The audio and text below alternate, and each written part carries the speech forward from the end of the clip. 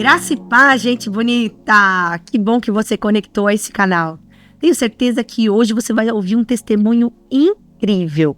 Estou com um convidado muito especial aqui, então eu já quero te pedir para que você aproveite para compartilhar esse link com muitas pessoas, para curtir e também para comentar o que você está achando desse programa. O programa Restaurando Vidas tem o objetivo de levar às pessoas os milagres que o Senhor faz. O nosso Deus é um Deus de milagres. Nosso Deus faz coisas incríveis. E é muito bom ouvir testemunhos que nos conectam com isso. Então, eu tenho certeza que hoje você vai ser acrescentado na sua fé. Então, fique conosco e aproveite. Eu estou muito feliz hoje recebendo esse homem de Deus, nosso querido Bispo Helenildo. Bispo Helenildo tem um testemunho incrível, muitos testemunhos, aliás, né, de milagres da parte do Senhor.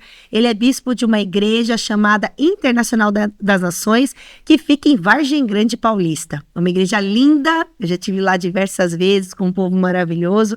E, bispo, é uma honra recebê-lo aqui. Oi, minha apóstola, graça e paz. A honra é toda minha.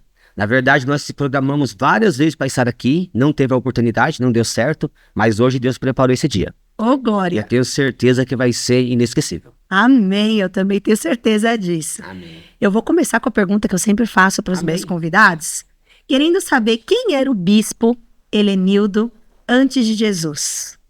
Minha apóstola, na verdade, tenho bastante coisa para compartilhar com vocês. Eu nasci num lar simples.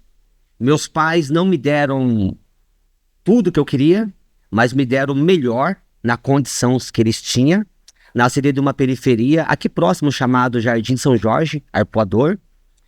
Desde pequeno, eu cresci dentro do empreendedorismo. Comecei a trabalhar com 9 anos de idade. Uau! Com 9 anos, e não parei até hoje de empreender. E tive uma infância, assim, bem um pouquinho complicada. Hoje, antes de eu vir para esse podcast, eu fui na casa dos meus pais, conversar com eles, para eles me relatar um pouquinho da minha infância, né? Sim. Onde minha mãe me relatou que quando eu nasci, eu fiquei ali vários dias, coisas de 2 a 3 meses internado, sem poder ir para casa, aonde eu fui totalmente desenganado pelos médicos. Meu Deus! E os médicos disseram que não tinham o que fazer, estava vivo ali só pelo balão de oxigênio. E Deus, ele me tirou daquele local e hoje me levou para as nações. Ô, glória! Eu já estou aqui contigo para poder compartilhar um pouquinho disso. Que alegria, né? Que transformação, que bênção. Muito feliz por isso. Me converti com 17 anos, porém eu tive uma trajetória que eu quase não compartilho. Por exemplo, eu nasci de um lar religioso, católico, aonde eu não era aquele católico que vai numa missa de vez em quando. Eu vivia dentro da igreja, ao ponto que eu fiz catecismo, primeira comunhão, crisma e fui coroinha. Uau! Era ativo. Eu era ativo. Então sempre teve essa sede por Deus. Sempre tive essa sede. Sempre existiu dentro do Senhor. Eu dizia que eu era um romeiro nato, né? Eu vivia fazendo romaria e vivia dentro da igreja. Eu abria a igreja pro padre e eu fechava a igreja. Eu era ativo mesmo. Só que aí no meio do caminho, devido a alguns comércios que eu tinha, eu acabei sendo convidado para ir numa igreja evangélica e aconteceu o que aconteceu. Eita glória! Jesus pegou de vez. Jesus pegou de vez. E aí me conta então a sua história, ministério. Eu comecei ali no ano de... Na verdade, como eu comecei a trabalhar com 9 anos, comecei a trabalhar para outras pessoas. E ali eu comecei a perceber que eu tinha uma aptidão para negócios, né? Então eu com 14 anos, eu já tinha na minha região ali onde eu morava vários comércios. Eu tinha banca de fruta, banca de cachorro-quente, banca de pipoca, banca de doce. Eu com 14 para 15 anos, eu tinha um bar. E eu com 15 anos, eu tinha 5 funcionários. Uau!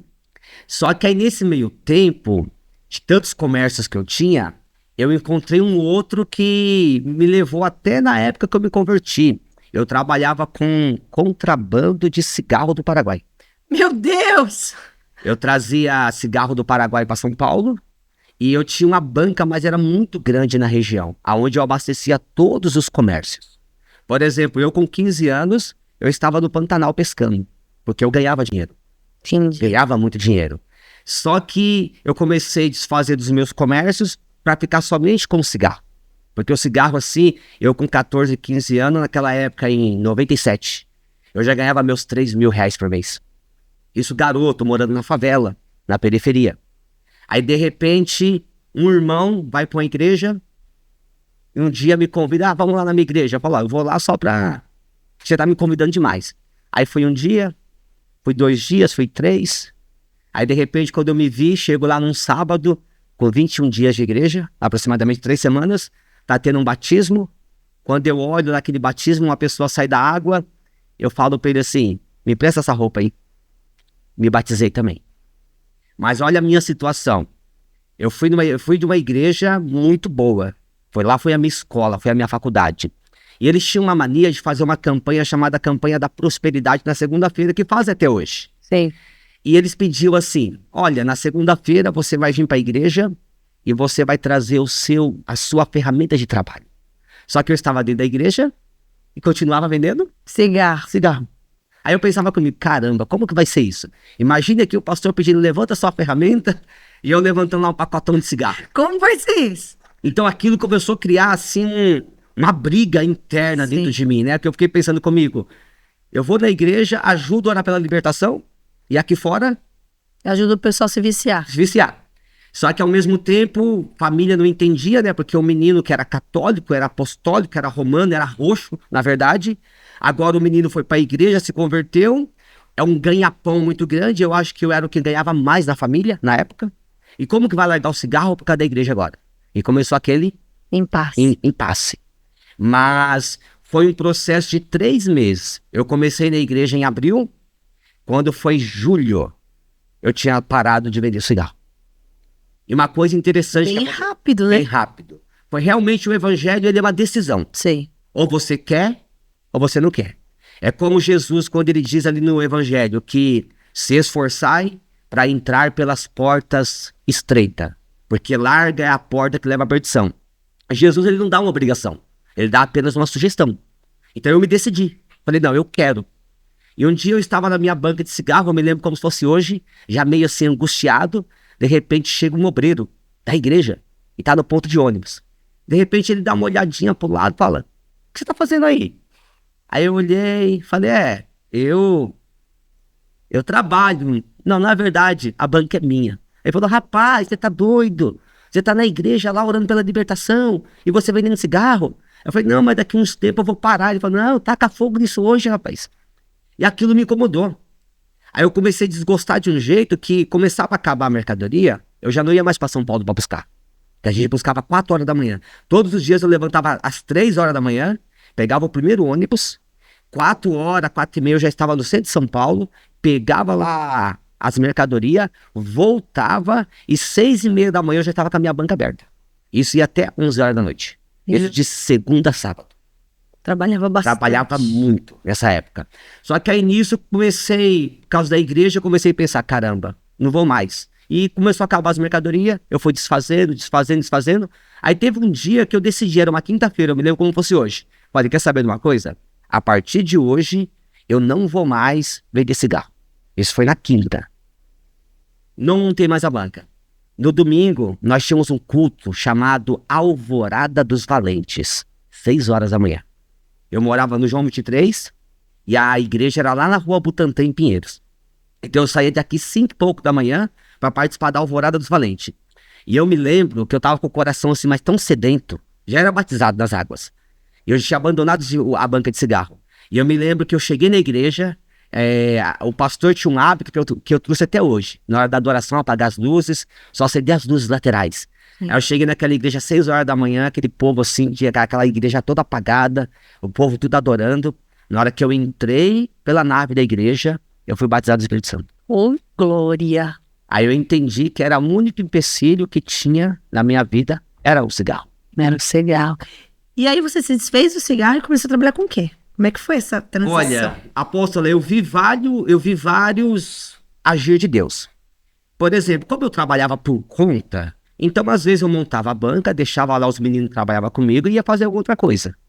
Do lado da minha banca, eu tinha um amigo que nós éramos, aquele amigo mais chegado que o irmão. Ele tinha uma casa de ração, e eu ficava com a minha banca do lado da casa de ração Infantil Depósito. Então eu montava tudo e ficava dentro da casa de ração com ele o tempo todo, conversando, batendo papo, às vezes fumando cigarro de maconha, bebendo. O senhor fumava cigarro de maconha? Já cheguei a fumar muitas vezes. Não, tô chocada. Cheguei a fumar muito. Não era, aquele ditado que o diabo usa para enganar as pessoas. Sim. Socialmente. Socialmente. Não, fuma ali, mas socialmente. Fumava. Entendi. Então, de vez em quando, eu ficava lá na loja dele o tempo todo bagunçando, às vezes bebendo alguma coisa, de vez em quando fumando um cigarro, e às vezes eu ia pra minha banca. Só que o interessante é que quando eu comecei para a igreja, esse rapaz, ele não aceitou. Então, ele era aquela pessoa que me tirava chacota. Ô, irmão, eu usava uma camiseta da igreja que tinha um coração, uma pomba escrito assim, a serviço do rei.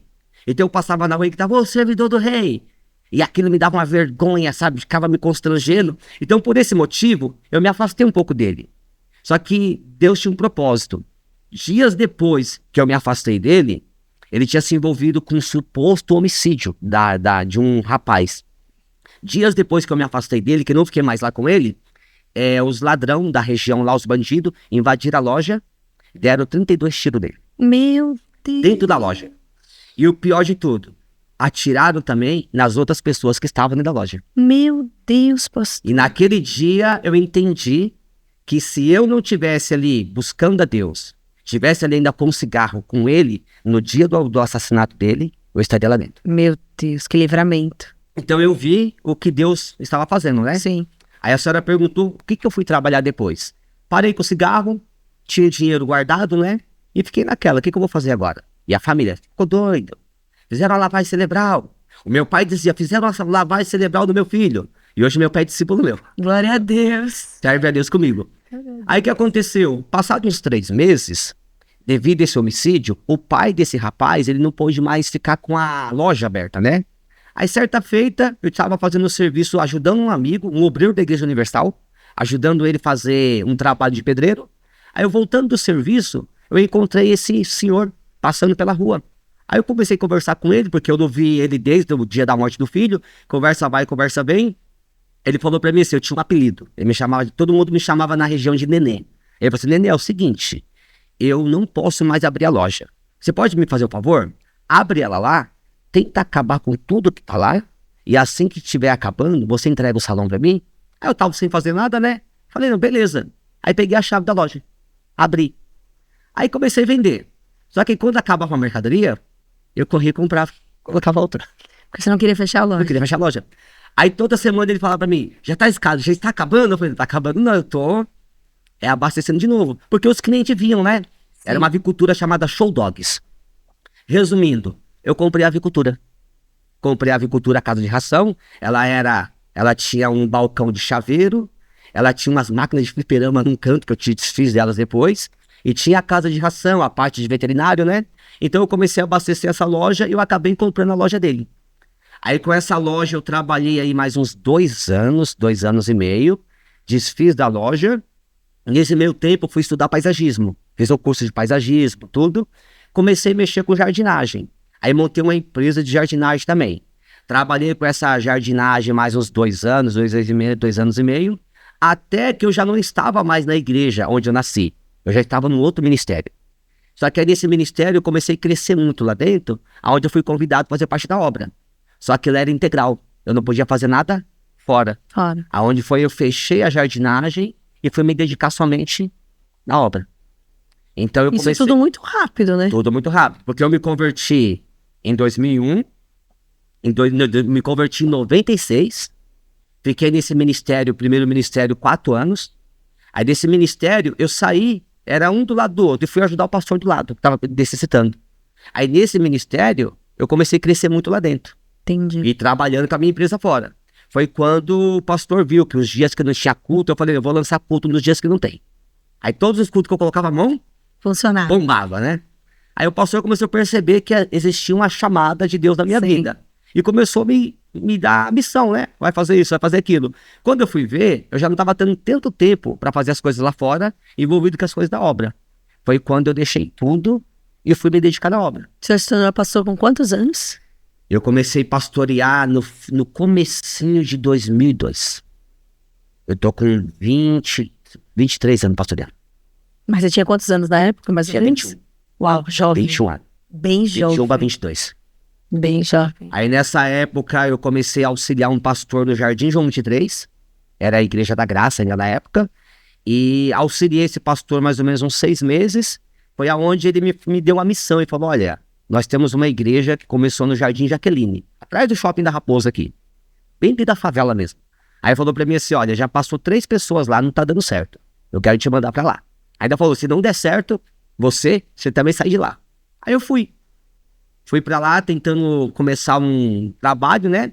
Eu me lembro até hoje que eu conto esse testemunho onde eu passo, que quando ele me falou assim, você vai assumir a sua primeira igreja, eu pensei, pô, pastor auxiliar, 1 ano auxiliando.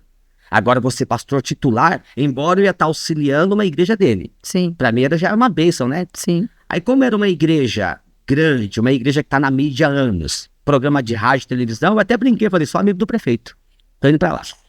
E fui, minha apóstola. Eu me lembro como se fosse hoje. Me arrumei, ele falou assim, olha, vai ter culto 2 horas da tarde. Lá tinha culto 2 da tarde, 7h30 da noite. Isso segunda, quarta e sexta. E domingo tinha de manhã à noite. Aí fui, me troquei, me arrumei, todo social. Na época eu gostava de dar todo social ainda. Coloquei uma pastinha do lado e fui. E eu me lembro que eu cheguei lá naquela cidade, naquele bairro, e comecei a caçar a igreja. Porque a igreja tinha nome. Então eu imaginava um prédio exuberante. Aí eu chego na rua, um prédio enorme. Não, é a igreja tal. Um outro enorme, é a igreja tal. Outro prédio enorme, é a igreja tal. Falei, caramba, deu alguma coisa errada. Aí eu passei diversas vezes de frente de um salão bem pequenininho, só que não tinha número. Não tinha placa. O pastor não me explicou que a igreja não tinha placa ainda. Aí eu passei em frente, olhei, falei, caramba, não é possível. Aí quando eu olhei aquele salãozinho pequeno, eu falei, tá mais rápido. Não é aqui não pode ser. Aí nisso, cacei, não achei, falei, é aqui mesmo. Fui, coloquei a chave lá, eu até brinco, eu tava até orando na hora que eu tava abrindo. Porque era 2 portas estreitinhas, né? Eu pensei comigo, 2 portas estreitas, deve ser um salão comprido, né? Aí tô lá abrindo a porta, na hora que eu levanto a porta, quase que eu bati a testa no púlpito. Pequenininha. Eu acho que deveria ter lá mais ou menos uns 5x3. Uma igreja realmente pequena. Na verdade, eles não chamavam nem de igreja, era de núcleo. Entendi. Que era uma tentativa de abrir uma igreja naquela região. Então eles começavam fazendo uma comunidade, que era um núcleo, e se crescesse, ia para aquele salão maior. E aí apareceram pessoas nesse dia? Não, minha apóstola. Ninguém? Foi uma luta. O primeiro culto eu me lembro como se fosse hoje. Cheguei lá, 25 cadeiras, apertadinha, o altar, alguém fez o privilégio de ir no supermercado buscar um pallet e doar para a igreja, e rolar num tapete. O púlpito, alguém desfez um guarda-roupa, eles fizeram um púlpito, colocaram lá. Uma caixinha de som, um microfone todo enrolado com fita. Eu até brinco, você dava glória a Deus, saía aleluia na caixa. Aí, de repente, eu falei, mas se o pastor me mandou pra cá, é que tem povo, né? Sim. Nisso, eu fui lá e falei, vou começar o culto. Liguei o som, tinha preparado uma palavra daquelas poderosas. Aí eu me lembro que 1h da tarde, o culto era às 2h. Falei, vou começar a me comportar igual o pastor. Vou lá pra porta, dou uma olhadinha, sabe que o povo tá chegando? Olhava no horizonte assim, você não via ninguém. Falei, meu Deus do céu. 1h30 da tarde, ninguém. 1:50, ninguém. 1:55, ninguém. 2 horas, ninguém. Eu falei, o povo costuma chegar atrasado, né? Só não chega atrasado do emprego. Mas da igreja o povo se abre. Beleza. Aí nisso, 2h10, 2h15, 2h20, ninguém. Aí eu olhei assim e falei, meu Deus, onde é que o pastor me colocou? Aí passou um tempinho, do lado da igreja tinha um lance de escada para subir para casa da proprietária, e esse lance de escada virava um lavabo dentro da igreja. Aí eu olhei lá assim, um monte de tranqueira, balde, vassoura, roda, tudo colocado. Aí eu olhei assim e falei, diabo me paga. Eu vou fazer um culto hoje aqui, de qualquer maneira. Fui lá, cara, eu sou meio doido, fui lá, coloquei vassoura, rodo, balde, pano de chão, enchi as 25 cadeiras. Com vassoura, rodo. Vassouras. Liguei o som e comecei o culto. Eu me lembro até hoje que eu falei, vamos ficar de pé? Eu falei, graças a Deus que não ficaram, né? Se ficasse, você saia correndo. E comecei a apóstola ali orando pela fé, orando por aquelas vassouras, orando por aqueles balde. E eu me lembro de uma cena, eu não lembro se foi o primeiro dia, se foi no segundo, se foi no terceiro, que foi vários dias isso. Eu estava ali pregando, passou uma senhorinha, mas bem velhinha já, sabe? Passou na porta, ela passou, ouviu alguém falando de Deus, ela parou na porta. Quando ela olhou, ela viu eu conversando com as vassouras. E a velhinha parou e ficou olhando assim, Ela fez assim. Já pensou, esse pastor tá doido. Ela falou, esse menino, acho que tá nem doido. 21 anos ali, daquele jeito, já falando sozinho. Aí ela passou e foi embora, né? Eu lembro que terminou meu primeiro culto, meu pastor me ligou. E aí, meu irmão, como é que foi o culto aí hoje? Eu falei, foi uma benção, pastor, veio 25. Aí ele falou, 25? Eu falei, 25. Só que ele sabia que não tinha ninguém. E ele ficou pensando, o que será que ele aprontou pra ter 25 pessoas? Sim. Mas na verdade era as vassouras. Era as vassouras. Aí à noite eu tirava e pregava lá pra 10, 12 pessoas, 15 pessoas. E um dia eu me lembro que eu estava tão angustiado com aquela situação que o culto da tarde era pras vassouras. Que eu estava no altar de costa pra rua, com o microfone orando, não tinha ninguém. Aí eu escutei um barulho. Quando eu virei pra igreja, tinha duas senhorinhas na frente do altar com a mão no coração. Aí aquilo me deu uma alegria tão grande assim. Eu desci do altar correndo, peguei duas vassouras, mas sai daqui, miserável. Joguei as duas vassouras pra lá. Coloquei ela sentada e comecei a ministrar essas duas pessoas. Interessante que essas pessoas, elas congregou comigo até o último dia que eu fui pastor naquela região.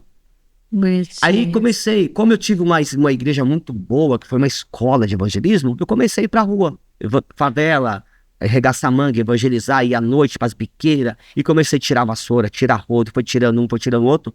Eu me lembro que o meu pastor falou assim, olha, daqui 3 meses, a data tal, eu vou na igreja fazer uma visita 3 horas da tarde no domingo.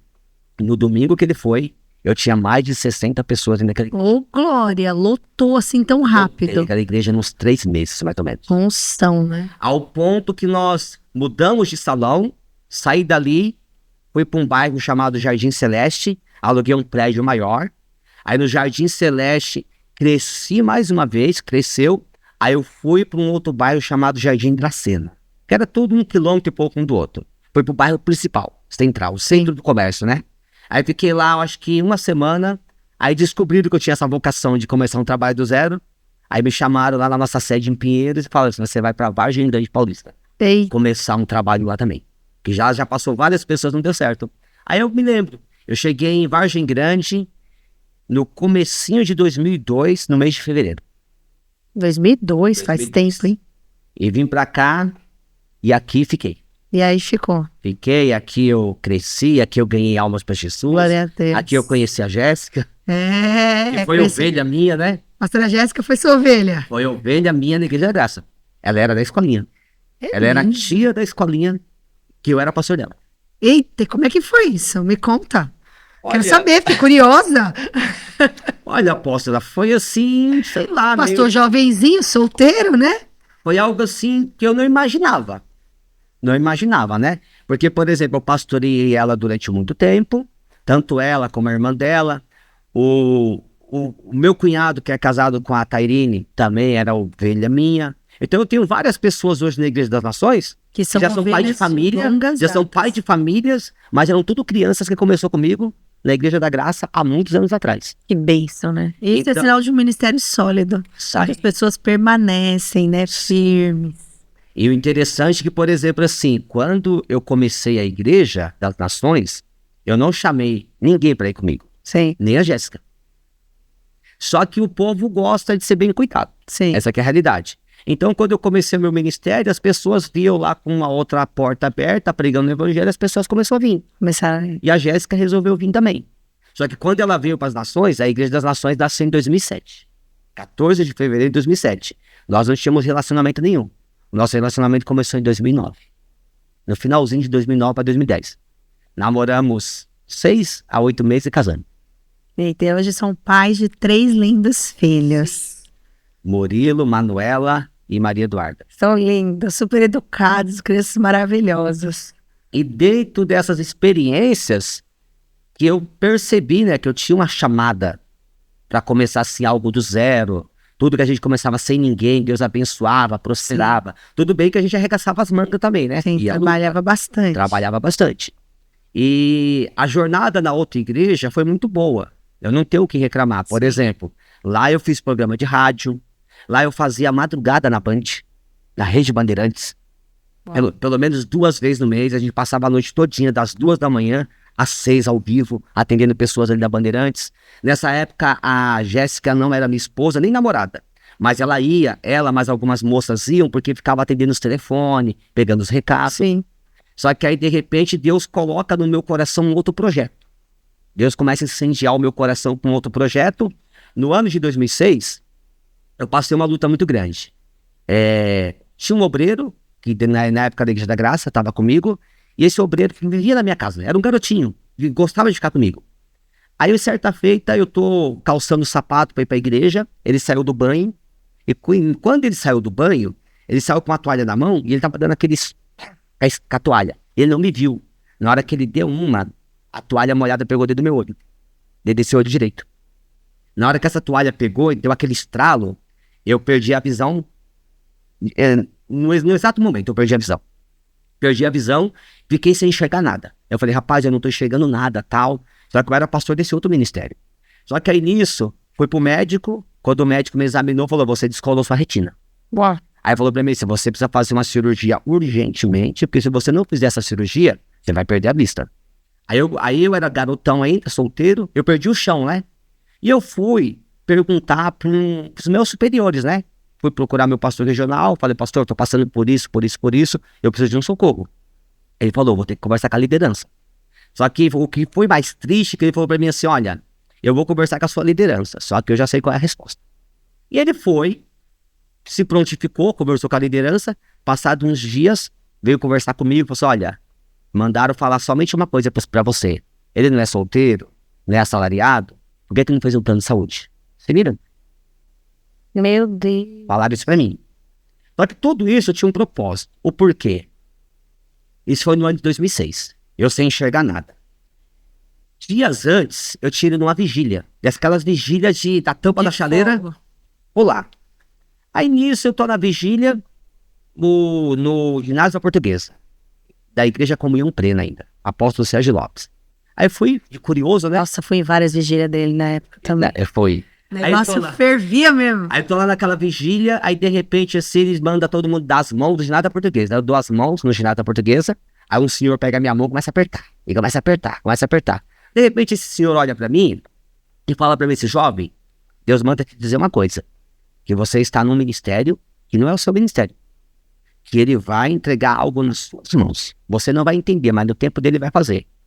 Naquela hora eu olhei assim e falei, esse cara é de Vargem Grande. O cara me conhece, sabe que eu sou pastor da igreja tal, e tá com essas jogadas. Dias antes, uma outra irmã congregava comigo há muito tempo. E ela é até irmã de um rapaz que sempre vai na restauração do Vilela. E é uma mulher também do coque de oração. E um dia ela chega de mim e fala pra mim assim, olha, eu vim te pedir a bênção que eu tô saindo da igreja. Mas não é nada pessoal com você. Eu tenho um ministério de orar pelos pastores. E o meu tempo aqui acabou. Aí eu olhei assim e ela falou, só que tem um porém, você também vai sair. Aí eu esnobei, né? Eu falei assim, eu vou sair? Claro que eu vou sair. A igreja troca direto, falei pra ela. A igreja cada 6 meses manda gente pra outro local. Eu tava com uma cogitação de ir pro México na época já. Aí nisso ela falou, não, você não tá entendendo. Deus vai te tirar desse ministério e vai entregar o ministério na sua mão. Aí ela olhou pra mim e foi mais ousada. Só pra você não achar que as minhas palavras, quando você inaugurar, eu vou da inauguração. Aí eu olhei assim, quando ela virou, apóstolo, eu juro, quando ela virou, eu falei de mim, tá amarrado, em nome de Jesus. Porque eu era apegado ao ministério. Sim. Só que aí quando teve essa situação da doença na minha vista, eu fiquei um pouquinho balançado. Aí meu pai, a família dele é toda de Foz do Iguaçu. Meu pai queria visitar a mãe dele. Fazia anos que o meu pai não ia pra lugar nenhum, e agora eu era o único filho que tinha carro, tudo. Eu falei, pai, você quer ver sua mãe lá? Quer ver a avó? Vamos lá? Ele falou, vamos. Eu fui pedir pro meu regional. Falei, pastor, não comenta com ninguém na sede lá em São Paulo, que eu tô indo viajar. Eu tenho um obreiro de confiança, eu vou deixar ele aqui. Me dá uns dias então pra me descansar por causa desse problema da vista. Vou levar meu pai pra Foz do Iguaçu. E minha apóstola, eu lembro como fosse hoje. Saímos daqui 4 horas da manhã, com um golzinho quadrado ainda. Chegamos lá em Foz do Iguaçu, 11 horas da noite. Descobrimos a casa dos parentes, né? Dormimos na casa de alguém. Aí na terça-feira, passei pela cidade, conheci um pouquinho. Sim. Aí na quarta-feira, bateu aquela sede. Culto. Porque era o costume, né? Quarta, sexta. Aí eu falei assim, só que eu não quero ir no culto na minha igreja. Eu quero ir no culto na igreja diferente. Porque se eu for na minha igreja, eu sei mais ou menos o que vai pregar. Porque logística. O dia de quarto, todo mundo vai fazer mais ou menos a mesma campanha. É como a visão, fala a mesma língua. Sim. Todo mundo. Eu quero ir numa igreja diferente. Aí de repente eu tô passando numa rua, escutei uma barulheira, falei, aqui tem igreja. Achei uma assembleia. Uma assembleia gigante mesmo. E nisso, a vista ruim ainda. Aí fui em casa, meu pai não era cristão, troquei de roupa na casa da minha avó e voltei e fui pro culto. Quando eu cheguei no culto, eu me lembro até hoje, era uma igreja grande, igual, só que ela tinha uma porta igual a da congregação, que ia entrar um pelo lado, outro pelo outro. Na hora que eu entrei, tinha 2 porteiros, eles me cumprimentou, me deu a paz, e eu fui entrando. E eu me lembro de um senhor vindo na minha direção de terno marrom, mancando, e esse senhor veio para me cumprimentar, na hora que ele pegou na minha mão, ele segurou também. Aí ele abaixou a cabeça, começou a falar em línguas estranhas. Aí o fogo já desceu. O fogo já desceu, falou assim, jovem, eis que eu te digo. Ele falou meio assim, eu, Senhor, permiti essa enfermidade na sua vida, para que você não duvidasse de servos meus naquela terra, onde você é sacerdote. Aí ele falou, eis que esse novo ano eu vou te deslocar para uma nova obra. No próximo ano, vou te deslocar para uma nova obra, onde você vai perecer, você vai passar muitas lutas, mas você vai glorificar o meu nome. Ele falou, e todos os que se levantarem voltarão até ti. Aí começou a falar, e eu só lembro que ele falou para mim assim, eu sou aquele que faça a ferida, e eu sou aquele que libera a cura. Apóstola, se a senhora me perguntar o que aquele pastor pregou, eu não sei. Como que foi aquele culto, eu não sei. Eu sentei no último banco, eu só chorava. Só falava. E não tem como eu falar que esse homem é de Vargem Grande. Sim. Eu tava lá no Paraguai, era divisa com o Paraguai. Uau. 1.200 quilômetros. Aí daquele dia eu voltei em julho de 2006. Voltei e cada dia eu percebi que eu fui me distanciando mais do outro ministério e comecei a vender algumas coisas e já comecei a praguejar o que Deus tinha no meu coração. Sim. Quando foi em fevereiro... Começou a Igreja Internacional das Nações. Agora, o nome Igreja Internacional das Nações, eu nunca te perguntei isso, né? Eu vou perguntar aqui em público, mas eu acredito que deve ter um propósito. Porque o pastor Helenildo, ele é um homem das nações, literalmente. Já viajou para vários lugares, inclusive faz muitas missões, né? Acabou de voltar de uma viagem da África. E eu queria que o senhor contasse um pouquinho por que Internacional das Nações e também sobre as missões que o senhor faz. Então, na verdade, assim, eu sou muito grato a Deus pelos ministérios que eu passei. Sim. Só que o meu penúltimo ministério, ele me deixava muito preso. Tudo que eu ia fazer, eu tinha que ligar meus líderes, posso fazer isso, posso fazer aquilo. E eu tinha um propósito, desde quando eu me converti, eu nasci num lugar pobre. Eu falei, Deus, se o Senhor me der condição um dia, eu quero ir nos lugares pobres falar do teu amor. E quando cogitou a possibilidade de eu começar um ministério, eu comecei a orar. Deus, o que eu vou colocar? Qual nome o Senhor vai me dar? Qual nome o Senhor vai me dar? Isso. E como eu já vinha de uma igreja que tinha um nome internacional, e eu já tinha esse propósito de nações, né? Eu quero viajar o mundo, eu quero pregar o teu evangelho. Aí eu falei, já sei, orei a Deus, Deus me deu internacional, eu coloquei nações já com esse propósito de fazer missão. Missões. Só que de início, nós não fizemos assim missão transcultural, como eu faço hoje. No começo eu investi sempre em missão urbana, né? Sim. A gente sempre costumava sair daqui 11 horas da noite, ir pra Praça da Sé, passar a noite todinha na Praça da Sé ou no Ceasa. A van, né? Vocês tinham uma van, temos perua, né? Indo pra Praça da Sé entregar cesta básica, cesta básica não, marmitex, roupa. Aí quando a gente não conseguia ir pra Praça da Sé, a gente fazia Coti, Itapevi, São Roque, essas regiões todas, né? Porém, o meu coração queimava por missão. Só que nesse período, eu voltei também a trabalhar no secular. Inclusive, o senhor tem uma empresa, vamos aproveitar para fazer a propaganda aqui. HR Piscinas. Piscinas. Gente, é sensacional, viu? Já, o pastor Helenildo dá jeito em qualquer piscina. A piscina pode estar a mais verde do universo, a pior do mundo, ele vai lá e dá um jeito. E também não só com isso, o senhor trabalha com instalação de piscina, né? Fala aí. Construção, instalação, reformas em geral. O nosso slogan é o pronto-socorro da piscina. E é verdade, porque a piscina pode estar na UTI. Eu lembro quando a gente comprou a parte lá da chácara, meu Deus, quando a gente olhou, a piscina estava imprestável.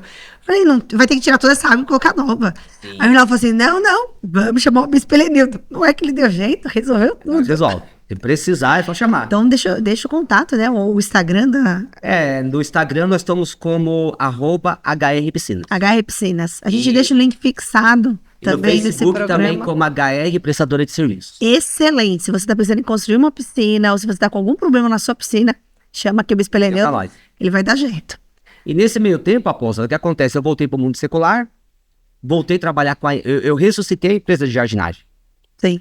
Aí eu tenho um casal que congrega comigo desde a época dos outros ministérios. E eles trabalham com piscina. Aí, certa feita, eles falaram para mim assim, olha, a nossa empresa, que é uma empresa renomada no mundo, criou uma franquia assim, assim, assim, que seria um piscineiro autorizado. O senhor é muito conhecido, arruma alguém e indica para nós. Aí eu fui, peguei todos os prospectos, comecei a ler, achei interessante, e eu desfiz da empresa de jardinagem e comprei aquela franquia. E comecei a mexer com piscina do zero. Só que eu achava que era só a chave ali, virando, para mim mexer com piscina, que realmente foi a melhor área da minha vida até hoje. Entendeu? Foi a melhor área que eu entrei, foi a área que eu mais ganhei dinheiro até hoje na vida, foi no ramo de piscina. Porém, eu não imaginava que no meio desse ramo de piscina, Deus iria dar condição de eu despertar para a missão. Porque eu entrei em 2012, e em 2014 eu já era palestrante da empresa, da IG Piscina. Muito rápido. Muito rápido.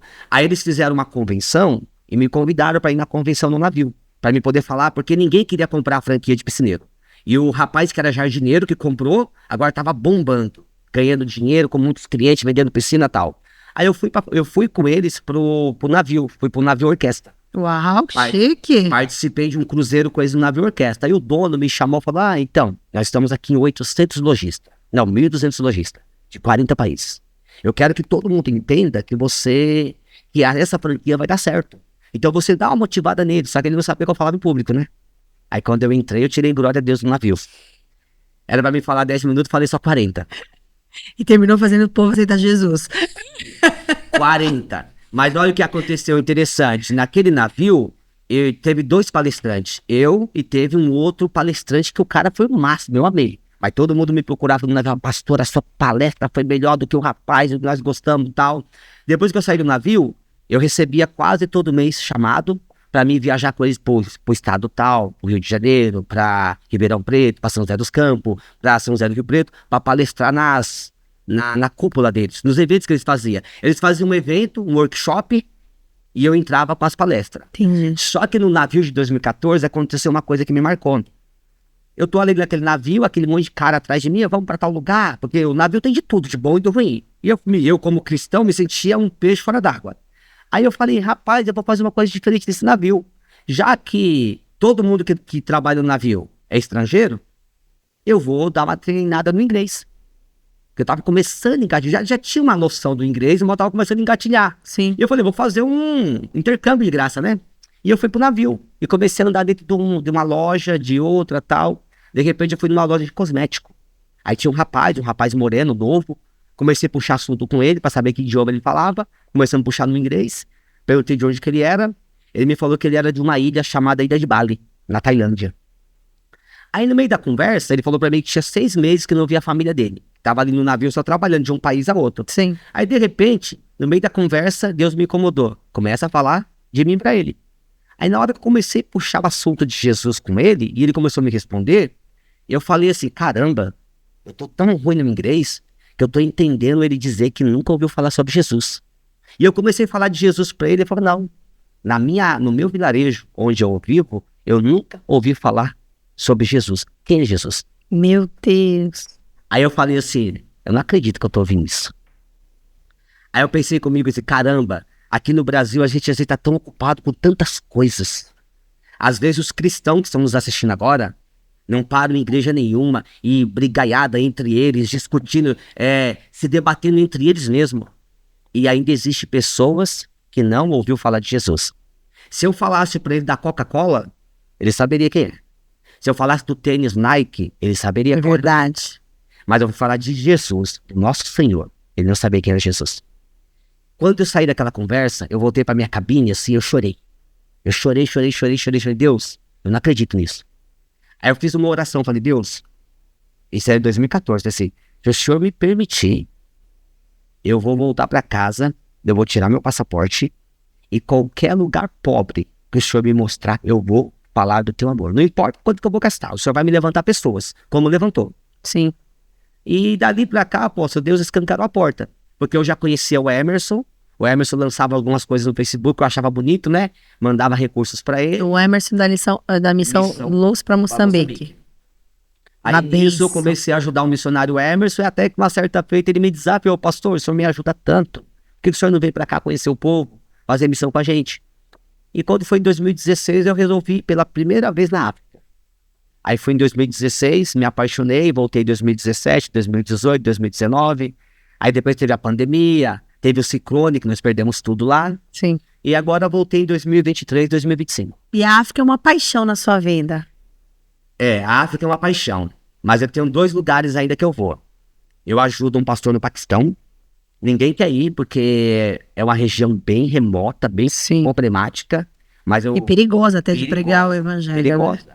Mas eu tenho uma promessa de Deus que eu vou lá. Amém. E eu ajudo um pastor na Índia. Na Índia. Eu já ajudo um orfanato na Índia e um pastor na Índia. Inclusive tem um pastor na Índia que ele usa o nome da Igreja das Nações. Não sabia. Na frente do ministério dele. Então eu tenho essa promessa de ir na Índia ainda. A Índia e o Paquistão ainda queimam no meu coração. Amém. E a África, hoje é sangue brasileiro e sangue africano. Acabou de voltar de lá, né? Hoje tá fazendo um mês. Não é. Hoje faz um mês que eu voltei da África. Que beleza, que bênção. E conta, pastor, tem alguma coisa assim que tem acontecido, talvez na África, e realmente você vê assim o mover de Deus de uma forma muito peculiar? Eu sei que você deve ter vários testemunhos, vários. Mas conta um pra mim, de alguma coisa que aconteceu. Olha, uma cena que me marcou na África, que por exemplo assim, o pessoal acha que pra África é status, é passeio, né? E por exemplo, a África é o berço da feitiçaria. Sim. O maior berço de feitiçaria tá na África. Sim. E Deus... Dizem que lá as pessoas chegam até a levitar, né? Na feitiçaria. Eu nem cheguei a ver. Que é uma coisa absurda. Mas, por exemplo, assim, lá você passa pelas ruas, como você vê os outdoors aqui de propaganda, lá você vê os feiticeiros. Os feiticeiros lá são respeitados igual autoridade. Entendeu? Meu Deus. E o povo por si próprio, por causa da cultura, tem essa cultura de temer, de respeitar. Por exemplo, se eu começar lá em público, falar, pregar, debater com os feiticeiros, eles podem me levar na justiça. A polícia do país vem em cima da gente. Então os feiticeiros são respeitados. E uma cena que me marcou, dentre várias, Deus me deu um ministério de libertação. Sim. Eu vim de uma igreja que mexia com libertação. Então quando eu chego lá, às vezes eu peço pro pessoal, você quer uma oração específica? Vem aqui que eu vou orar por você. E eu me lembro em 2023, que eu orei por uma senhora no final de um culto de sábado, no final de culto de sexta-noite. A igreja lotada, no final comecei a orar pelas pessoas. Aí como só eu trabalho com libertação, eu começava a orar por um, passava mal, ou 2 passar mal, comecei a orar de 2 em 2. Só que teve uma senhora que eu orei e ela manifestou com o espírito. E eu resolvi deixar todo mundo de lado para dar atenção para ela. Aí eu orei por ela, fiz ela renunciar, fiz a libertação dela, ela chorou bastante e ela foi embora. Isso na sexta-noite. Domingo de manhã ela voltou pro culto. E ela me contou, falou, missionário, precisava falar com o senhor. Ela falou assim, eu não sou da igreja, vim aqui pela primeira vez ontem, e o senhor orou por mim, eu passei muito mal. Ela falou, só que quando eu fui para casa, eu não consigo dormir, eu tenho um sono assim muito conturbado. Ela falou, eu tinha pegado no sono, eu dormi bem. Só que quando eu estava dormindo, algo me acordou, apalpando, tangível mesmo. Ela falou, quando me acordou, que eu olhei, era um espírito. Ele entrou dentro da minha casa. E ele olhou para mim e falou assim, o que você foi fazer naquela igreja? Uau. Ele falou assim, eu não quero que você volte lá, não é para deixar aquele pastorzinho orar por você, e se você voltar, eu vou matar você e toda a sua família. E a mulher voltou, ainda bem que ela deu uma volta por cima. Ainda bem que ela voltou para a igreja e ela me procurou desesperada. Você vê o grau de situação, a opressão espiritual que eu falei. Ameaça, né? Ameaça. Ela falou assim, eu nunca vi a cena daquele homem, entrou dentro da minha casa para falar que ia me matar se eu voltasse na igreja. E não é para deixar... Graças a Deus que ela voltou. Existiu esse... E pelo que eu sei, hoje ela tá congregando. Graças a Deus. Tá certo a Deus. Graças a Deus. Então nós vivemos assim diversas experiências entre elas, sabe? Eu imagino. Eu já tive experiência de orar por pessoa. Uma vez eu me lembro na primeira viagem que uma criança me procurou. A mãe de uma criança me procurou com um filho com o pé levantado, o pé torto. E falou assim, essa criança ela tá assim porque um feiticeiro jogou um feitiço nela. E eles ainda acabam acreditando, né? Sim. Não tem uma defesa, uma proteção espiritual. E muitos também não andam com Jesus, né? Acaba que viram... Sim.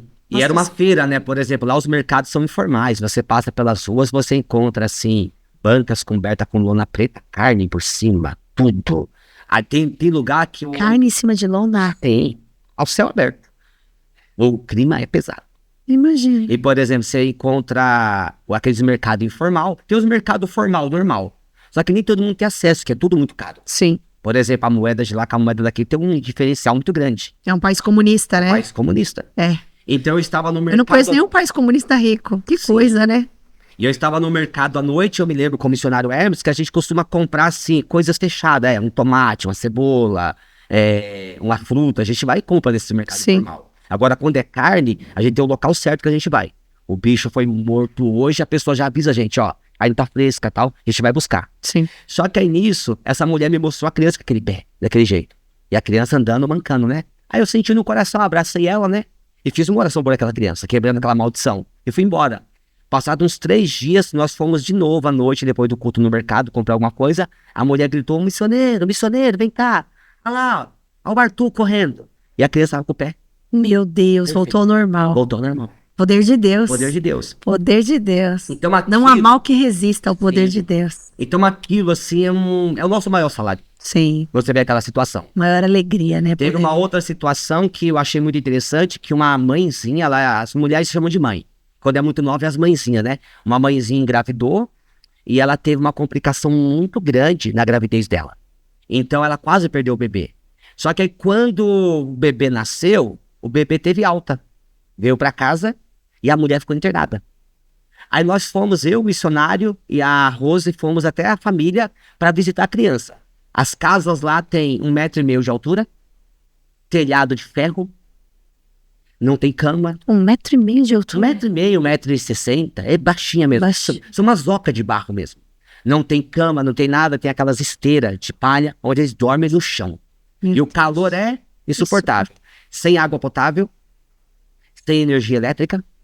Meu Deus, não dá nem pra gente imaginar uma vida assim, né, pastor? Por exemplo, nós temos energia na igreja, nós temos água potável na igreja. Só que as famílias, o que eles preferem? Entre comer e pagar água, a luz, eles preferem comer. Porque não tem condição de fazer um ou fazer outro. Aí quando nós chegamos lá, fomos ver a criança que tinha nascido, né? Isso era uma quinta-feira, a apóstola. Aí nós começamos a conversa vai, e a missionária Rose perguntou assim, mas a mãe da criança não veio pra casa? Não, ela tá no hospital, uns 20 quilômetros. Aí falou assim, só que tem um porém. Ela chegou na terça, e hoje era quinta. Nós perguntamos, e quem tá dando de mamar? Aí falou, mamar? Não, ninguém tá dando. Aí a missionária falou assim, vem cá, mas que dia que essa criança chegou? Na terça, hoje era quinta tarde. Já tinha 2 dias que a criança tava sem comer. Nada. Nossa, Aí não tava esgoelando essa criança? E a missionária falou assim, mas vocês não compraram leite, alguma coisa para dar para essa criança? Não temos condição. Meu Deus! Aí eu me lembro que a missionária ficou na casa, eu e o Emerson, nós não tínhamos carro, só tinha uma moto, pegamos a moto e saíram para comprar coisa. Corremos até um mercado mais próximo, compramos uma lata de leite, trouxemos para aquela criança. Aí começamos a cuidar daquela criança. Passado alguns dias, aquela mãe teve alta. Só que ela também não ficou ali próximo da onde a criança estava. Então eu me lembro até hoje da cena, aí o Emerson de moto, e eu com aquela criança de colo, recém-nascida, enrolada numa capulana, e nós de moto. Levando a criança para a mãe. Para poder levar até a mãe. Porque para a mãe poder amamentar. Que situação. E esses tempos atrás eu estava em casa, a Rosa me manda a foto de uma criança dançando, sabe? Já você vê os vídeos lá. Sim. Uma criança dançando. Pastor Lenildo, sabe quem é essa daqui? Eu falei, quem? É a criança lá que Deus usou a gente pra salvar ela. Graças a Deus, né? Tá lá na igreja hoje. Tá viva lá, bonitinha, então, assim, adorando a Deus. São coisas que marcam, né? Marcam, né? A minha pastora, uma vez eu conheci um pastor que foi pra África e ele voltou assim muito, muito assustado com tudo que viu, porque realmente é um universo muito diferente daquilo que a gente tá acostumado. No Brasil, por mais que tenha pobreza, né? As pessoas têm outros acessos, né? Do que a África. E ele voltou, ele falou assim, olha, eu tô em choque. Ele falou, eu tava preparado pra tudo, mas ali foi além do que eu podia imaginar. Sim. Ele falou, aqui no Brasil, a gente as pessoas fazem os bichos, cuidam dos bichos como gente. Lá eu vi muita gente vivendo em condições como bicho. E é assustador isso, né? É assustador ver a situação de um ser humano onde crianças são criadas por outras crianças, porque não tem pai, não tem mãe, não tem comida, não tem estrutura de nada, de absolutamente nada. Lá, por exemplo, assim, eu vejo crianças, como a senhora falou, cuidando de outras crianças. O Emerson já construiu várias casas de órfão. Só que não consegue trazer esses órfãos para morar com ele. Então, por exemplo, constrói a casa de alvenaria bem bonitinha e essas crianças usam essa casa para dormir, para não ficar jogadas na rua. E a população que vai dando algum alimento no seu dia a dia. Meu Deus. Eles têm hábito, por exemplo, assim, se um dia Deus permitir vocês irem até Moçambique, eles têm hábito de chamar os missionários assim para ir para uma mesa de honra. que seria isso? Você vai na casa deles, aí tem lá no quintal uma mesa montada, com um franguinho, um arroz bem feitinho, uma Coca-Cola, aquela Coca-Cola de lá, daquele jeito. Aí o missionário Emerson me falou, Lenildo, deixa eu te explicar uma coisa. Tudo que você tá vendo hoje não é a realidade deles. Aqui eles saíram de madrugada, foram pegar um peixe, foram dar um jeito de trabalhar para comprar uma galinha, para poder fazer uma mesa de honra, porque você está aqui. Mas no dia a dia eles não têm isso. Não tem. Ao ponto que nós fazemos lá, né? O missionário costuma fazer comida na igreja, fazer um evento. E hoje o senhor ajuda a missão Luz para Moçambique. Sim. E também a missão do missionário Emerson, né? Naldo. Naldo, esse é do Emerson. Na verdade, é assim, eu me prontifiquei a me tornar o embaixador desses trabalhos no Brasil. Por exemplo, hoje, quase todos os patrocinadores que o Emerson tem e que o Naldo tem, no qual até a senhora e o apóstolo são patrocinadores, a Igreja da Restauração também foi através da minha vida aqui. Sim, foi. Então, qual é o meu papel? Foi o senhor que fez essa ponte, o senhor que apresentou essas missões. Então, qual é o meu papel aqui hoje? É tentar, quando eles estão no Brasil, eu agendo eles nas igrejas, já vou levando eles para poder conhecer os trabalhos, né? E vou patrocinando eles aqui, vou levando eles nas igrejas. Por exemplo, hoje eu sou embaixador da Missão Luz para Moçambique, do missionário Emerson, que na verdade lá se chama Cristo na Aldeia. Mas aí você não pode, o país é tão comunista que você tem que colocar o nome deles. É eles que exigem o nome que você vai colocar. O Emerson não conseguiu registrar a Missão Luz para Moçambique. Teve que colocar um nome que eles sugeriram. E o Bispo Naldo, que já está lá também há 14 anos, o Bispo Naldo tem a igreja, tem o orfanato e tem a escolinha. E eu também sou o embaixador deles aqui. Entendi. No caso, a escolinha se chama Cocula Mona Ieso, que em dialeto Sena é Crescendo em Jesus. Uau! E ele trabalha com crianças, orfanato e tem a igreja. O Emerson já trabalha com o propósito central de implantar a igreja, né? Discipulando vidas também. Discipulando vidas também. Depois, é até bom o senhor me passar os Instagrams. Na verdade, eu tenho, né? Pra gente poder deixar já fixado nesse programa. Se alguém quiser contribuir, se alguém quiser ajudar, são missões sérias, né? Missões realmente de pessoas que fazem a obra com seriedade. Nós conhecemos os 2 missionários, já vieram algumas vezes aqui no Brasil. E também vale a pena ajudar, porque é muito sério, né? A situação da África é realmente desesperadora. E só Deus para poder trazer provisão, porque para onde olham, vocês veem um cenário de guerra, né? Um cenário de total falta de tudo. Não tem as coisas, não tem o básico. Imagina não ter essa parte de água encanada, né? Não Banheiro. tem mínimo, não tem mínimo. O lixo tem que queimar. Tem que queimar o seu lixo. E tomar banho aonde, esse povo? Por exemplo, o banho é frio. Normalmente não tem chuveiro quente. Eu não sei se Não tem saneamento básico. Não tem saneamento básico. Por exemplo, na casa do Emerson mesmo, o banho é frio. Porém, como nós temos a água encanada da suposta Sabesp do país, o país ele é tipo deserto, é areia. Então a água acaba saindo quente. Entendi. Acaba saindo quente, mas não tem água encanada. Não tem. E por exemplo, assim, aqui você vai atender alguém no dia a dia, você senta com um casal, qual o problema? É o casamento. O que está acontecendo? O filho nas drogas. É o desemprego. Sim. Lá, se você sentar com 100 pessoas, qual é o problema? Fome. Meu Deus. Fome. Só isso. E sentir fome, meu Deus, é a pior coisa de tudo, né? É o básico do básico do ser humano. Eu vi uma mãe falando pra mim esses dias lá, que eu perguntei como que ela fazia com aquelas crianças. Ela falou, eu coloco eles pra dormir cedo. Aí aqui nós jogamos o arroz de hoje à noite, amanhã vai pro lixo. O pão de hoje é amanhecido, o povo não quer comer. Verdade. Lá 1 quilo de bisteca, isso em 2016, que eu fui no mercado pra ver, era cerca de R$50. Isso em 2016. Bisteca aqui não passa de 10, 12, 13 reais. Você vê como está a situação. E quanto ganha uma pessoa lá? Por exemplo, você vai trabalhar o mês todo, um assalariado. Acho que não sei como é que funciona lá, se funciona igual aqui. Questão de um salário mínimo. Quanto seria? O salário mínimo de lá hoje deve estar equivalente hoje a uns 300 a 400 reais daqui.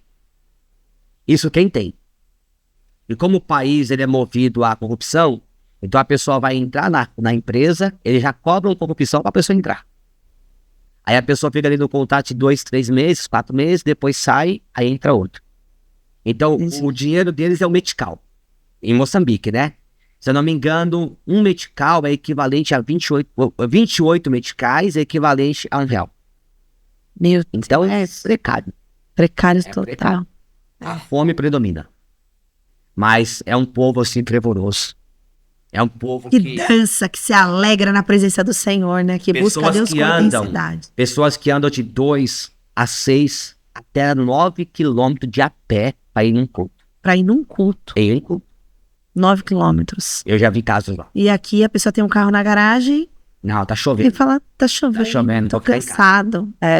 Aí aqui nós temos o ar-condicionado. Nós temos Todos os as instrumentos, os né? instrumentos. Porque eu vi lá como que é, batendo Tambor. no tambor, uma coisa bem... Aí aqui nós temos os instrumentos, temos uma igreja climatizada, banheiro, água geladinha, Aí o povo ainda vai embora da igreja Cafezinho. falando, o irmão não me cumprimentou. cafezinho. É? E lá eu já vi pessoas... Aqui o pessoal vê os nossos vídeos, é porque Deus nos abençoou aqui no Brasil e nós conseguimos construir igrejas dignas. Sim, Mas essa não é a realidade das igrejas de lá. sim. Lá eu já vi a maioria das igrejas do púlpito de barro, o povo sentado pelo chão, o telhado coberto de lona com palha. Essa é a realidade. E pregam Jesus. E pregam Jesus. Nada pode impedir a pregação do evangelho, né? Mesmo Nada. nessa situação. Batismo e muitas pessoas sendo batizadas ao mesmo tempo. Graças a Deus estão sendo salvos. Eu louvo a Deus por aquele povo, sabe? Sim. Eu louvo a Deus. Às vezes eu assusto não somente a minha esposa, né? Mas com algumas pessoas que eu tenho desejo de terminar os meus dias em um campo missionário. Esse é o meu desejo. É o seu sonho? É o meu sonho. É mesmo. Eu tenho esse desejo. Isso que é um coração que ferve por Jesus, né? Eu tenho esse Que desejo. amor, que amor. Eu acho que Deus. Deus ele me tirou de uma favela, um lugar tão simples, tão pobre. Deus me deu condição, Deus me abençoou, tem me abençoado. É fácil? Não é. Passamos lutas diárias. Sim. Mas enquanto a luz dele na minha vida brilhar, eu vou falar do amor dele. E eu Glória a quero falar Deus. dos lugares pobres. Eu quero ir para esses lugares. Glória a Deus. Pastor, tem muita gente nos assistindo e eu queria que você deixasse um recado para essas pessoas agora. Eu sei que essa questão missão ferve no seu coração, essa questão de amar verdadeiramente as pessoas. Então, faz uma chamada, né? Talvez às vezes as pessoas ficam esperando algo acontecer para poder fazer a obra. Sim. E como é necessário entender o ID do Senhor, como é necessário entender que as pessoas precisam ir, ter essa voz que clama, né? Ser esses pés que anunciam o evangelho. Então, faz uma chamada aí para as pessoas. Às vezes, apóstolo, eu já fui questionado por que ir para a África, né? Poderia fazer tanto por aqui. Mas cada pessoa tem um chamado específico. Eu costumo dizer que eu nasci com essa missão, eu nasci com essa vocação e eu vou cumprir ela. E às vezes, quem sabe você que está assistindo esse programa, você está pensando em parar, está pensando em desistir, está pensando em jogar tudo pro alto. Ah, mas eu sou uma pessoa que eu ganho um salário mínimo, moro de aluguel, não tenho uma casa própria, não tenho um carro. Você sabe o que é o pior de pagar um aluguel? É você não ter como pagar um aluguel.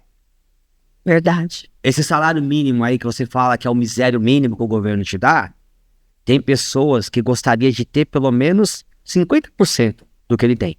Porque o salário mínimo lá de Moçambique não é nem 50% desse salário que você tem. E às vezes você está reclamando da sua casa, da sua família. Você aqui no Brasil, você não tem ideia como que você é abençoado. Verdade. Por isso que o apóstolo Paulo diz, em tudo dai graças. Nós deveríamos acordar de manhã cedo. Só pelo fato de nós acordarmos, já é um motivo de nós darmos graças. Sim. Lá em Moçambique, agora eu passei por uma situação de uma pessoa que faleceu. E quando morreu essa pessoa, no mesmo dia a família foi pedir para nós o caixão. Porque não tinha condição de comprar o caixão. Nós mandamos fazer o caixão. O Emerson, a Rose mandou fazer o caixão. No outro dia, nós tivemos que ir buscar o caixão na casa do carpinteiro. Nós tivemos que levar o caixão para o necrotério. As pessoas que foram conosco, que tiveram que lavar o corpo. Meu Deus. Colocar no caixão. E nós trouxemos o caixão no nosso carro. E chegamos ainda a levar o corpo para o cemitério e fazer o velório. Aí observando toda aquela cena, eu fico pensando, você que está aí atrás da tela, você está reclamando do quê? Porque se hoje você for dormir, você sabe já o que você vai jantar. Você, por exemplo, quando dá uma chuva lá, eles perdem tudo. Você está dentro da sua casa, quentinha, às vezes com ar-condicionado, com a televisão de 50 polegadas lá assistindo. Lá eles não têm televisão, eles não têm nada. Então eu queria deixar só um recadinho para você. Seja grato a Deus por tudo que você tem. Amém. Tudo que você tem. Ah, eu tenho um carrinho lá do ano 1900 alguma coisinha. Louve a Deus. Porque lá os pastores que eu conheço lá, então tem pastores que eu conheço que estão lutando para comprar uma bicicleta. Imagine, para comprar uma bicicleta. E você tem um carro, você tem uma casa, você tem uma família, você tem uma vida boa. Sim. Temos uma saúde precária? Ah, temos. Mas não se compara à saúde lá. O nosso missionário lá, quando quebrou o braço com fratura exposta, foi mandado para o Brasil de alta com o osso do lado de fora. Para pensar nisso. Eu lembro disso. E você aí, tá reclamando do quê? Então o recado que eu tenho para você é só esse, ó. Seja grato ao Senhor Jesus. Em tudo dê graça. E um lema que eu levo comigo. É muito difícil vencer alguém que nunca desiste. Eu coloquei esse propósito no meu coração há muitos anos. Eu nunca desisto. Venha o que vier. Se cair, levanta. Se cair, levanta de novo. E continua prosseguindo. Se não levantar, se arrasta. Mas vai. Arrasta, mas vai. Eu falei, pastorear é como subir uma escada rolante do lado que desce. É verdade. Parece que você não vai conseguir. Mas se você tentar, você consegue. Dá certo. Você consegue. É verdade. Então na vida é isso, ó. Na vida você não vai resolver os seus problemas fugindo dele, se enfrentando. Verdade. Então eu coloco um propósito, como eu coloquei no meu coração. Nunca desista dos seus sonhos. Continue firme e em tudo seja grato. Deus me levou em 3 continentes, me levou em alguns países para pregar a palavra de Deus, mas tudo isso é a mão dele da minha vida. Tá bom. Se não for ele, eu não faço nada. Nós não chegamos a lugar nenhum.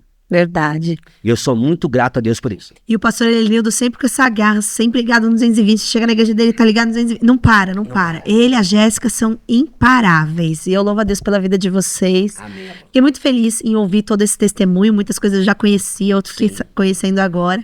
E é realmente isso, né? Essa dedicação e sempre fazer o melhor para Deus. Enquanto nós estivermos nessa terra, a gente tem a oportunidade de pregar o evangelho e de ser luz na vida das outras pessoas. Quando a gente for pro céu, a gente vai ser mais um no céu. Sim. Junto com Abraão, junto com Jacó, junto com Davi, junto com tantos que já estão lá, né? Seremos mais um.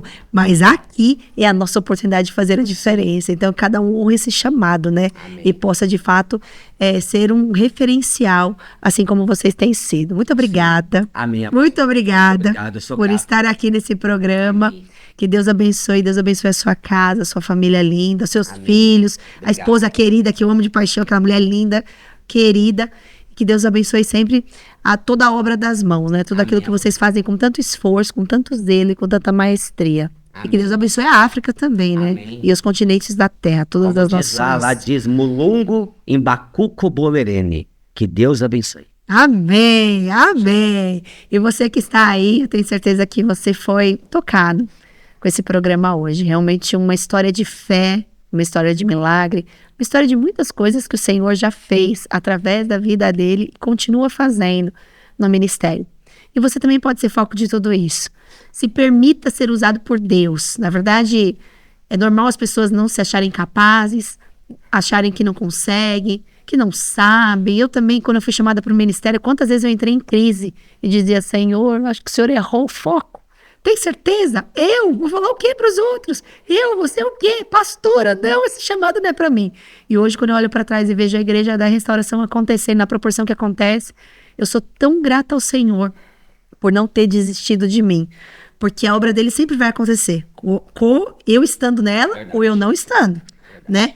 Mas Deus optou em nos escolher para fazer essa obra. Então, que privilégio nosso. Mas Deus também te escolheu.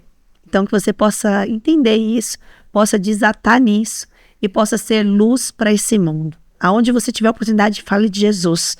Não sei, às vezes as pessoas falam assim, pastora, mas eu não sei pregar. Tá tudo bem, conte a sua vida, conte o seu testemunho, conte aquilo que Deus fez na sua vida, que isso já vai ser o suficiente para mudar a vida de outras pessoas. Jesus é bom, Deus existe, Ele nos ama e com certeza, através de você, Ele vai alcançar muitas outras pessoas. Que Deus te abençoe, um beijo no seu coração, fique na paz e até o próximo Restaurando Vidas. Aproveite e compartilhe esse programa com muitas pessoas. Fica com Deus. Tchau, tchau.